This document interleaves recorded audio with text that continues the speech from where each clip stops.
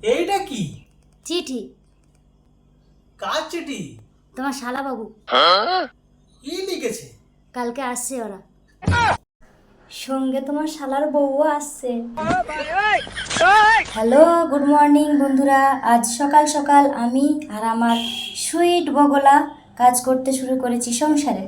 ও যতবার বাড়ি থাকে, যখনই বাড়ি থাকে, যতক্ষণ যতটুকু সময় বাড়ি থাকে, হাতে হাতে এমনি করেই আমার কাজ করে দেয়। আমার ভীষণ উপকার হয়, অনেকটা কাজ এগিয়ে যায়, কারণ আমার কোলে একটা ছোট্ট বাচ্চা আছে। যে বন্ধুরা আমাকে চেনে বা আমার ভিডিও দেখে তারাই জানে। আমার সেই বাচ্চা যদি জেগে থাকে, এখন তো ঘুমোচ্ছে, ও জেগে থাকলে আমার কাজ করতে দিত না। কাজ পণ্ড করার জন্য ও একাই 100। তো আজ ইচ্ছা হয়েছে আমার সুইট বগলার মাংস খেতে, একটা জিনিস দিয়ে। যারা গত ভিডিওতে দেখেছে সেই বন্ধুরাই জানে যে ও কী দিয়ে মাংসটা খেতে ইচ্ছে হয়েছে। আমি বলবো না, তোমরাই আজ ভিডিওটা দেখে বলবে যে কী দিয়ে মাংসটা আমি রান্না করলাম। তা আমি তো স্টোভেই রান্না করি, তার জন্য কেরোসিন ঢেলে আগুন জ্বালিয়ে এখন চাল নিচ্ছি, রান্না বসাবো। আর আমার হেল্পফুল স্বামী সুন্দর সুইট বগলা কাজ করে দিচ্ছে আমার হাতে হাতে। সেই আমার সৌভাগ্য, সেই মজা, সেই আনন্দ। যাই হোক, আমি রান্নার জোগাড় করে রান্নাটা করতে থাকি, আর তোমরা আমার সাথে থাকো। আর প্লিজ বন্ধুরা, সবাইকে একটাই রিকোয়েস্ট জানাই, আমার এই ভিডিওটা যারা দেখবে তারা অবশ্যই একটা লাইক করে দিও, কমেন্ট করো। আর যারা নতুন বন্ধু আছো তারা অবশ্যই আমার চ্যানেলটিকে সাবস্ক্রাইব করে পাশে থেকো।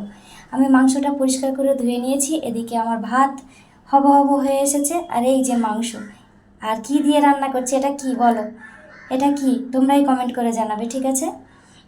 আমি বলবো না, তোমরাই বলবে এটা কি। তা যেমন সবাই রান্না করে আমিও তেমন রান্না করছি। পেঁয়াজ দিয়েছি ভাজতে, মশলাটাও তৈরি করে রেখেছি, এবার মশলাটা দিয়ে দেব। আমি কিন্তু অনেকে রান্না করে চিকেন মাটনের মতো ম্যারিনেট করে রেখে দিয়ে রান্না করে। আমি কিন্তু মাটনটা ম্যারিনেট করে রান্না করি, কিন্তু চিকেনটা মশলাটা আগে সুন্দর করে কষিয়ে নিই। সুন্দর করে কষিয়ে নিয়ে তারপরে যখন চিকেনটা দিয়ে রান্না করবে, যারা ম্যারিনেট করে রান্না করো তারা একবার ট্রাই করে দেখো, সেই স্বাদ হয়।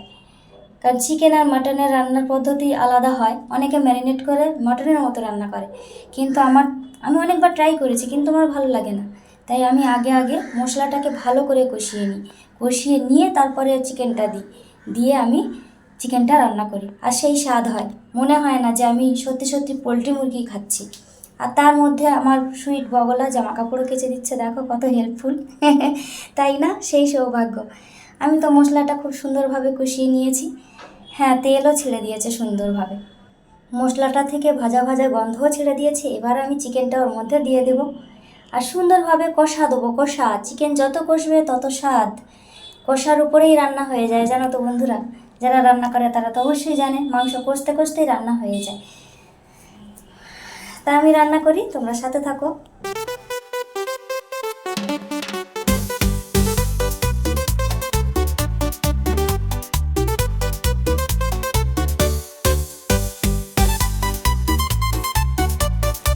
অবশেষে আমার চিকেনটা কষা কমপ্লিট হয়ে গেল। এবার আমি এই চিকেনে জল দিয়ে দেবো পরিমাণ মতো।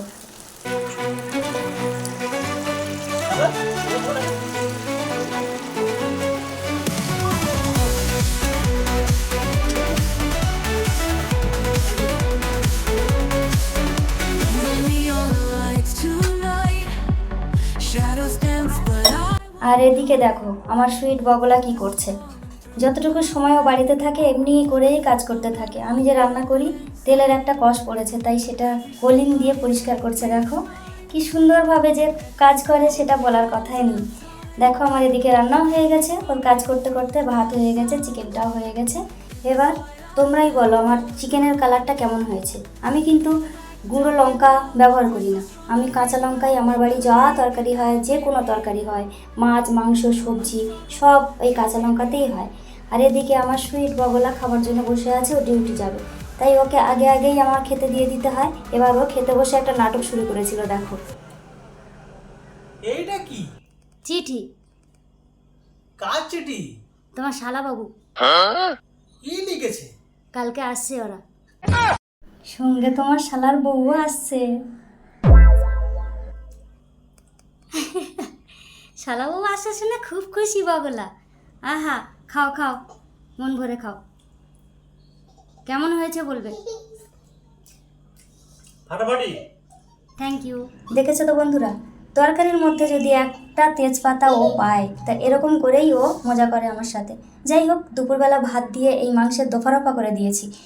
আর ও ডিউটি থেকে ফেরার পথে আমাকে ফোনে বলল যে ভাত করা লাগবে না, রুটি নিয়ে যাই, মাংস দিয়ে সেই মজা হবে। আমিও লোভ পেয়ে গেলাম, বলে দিলাম হ্যাঁ নিয়ে এসো। আমি আর ভাত করলাম না। এইবার এই রুটি দিয়ে এই মাংসের 12টা বাজাবো আমরা এখন। আর বন্ধুরা, যারা আমার এই ভিডিও দেখছো, যারা নতুন আছো, অবশ্যই অবশ্যই আমার চ্যানেলটিকে সাবস্ক্রাইব করে পাশে থেকো। আমার এই ভিডিও যদি এতটুকু ভালো লেগে থাকে তাহলে একটা লাইক করো, কমেন্ট করে জানাও যে কী দিয়ে রান্না করেছিলাম। আর বন্ধুদের কাছে অনেক অনেক করে শেয়ার করে দাও। সবশেষে সবাইকে জানাই গুড নাইট, শুভরাত্রি, সবাই ভালো থেকো, টাটা।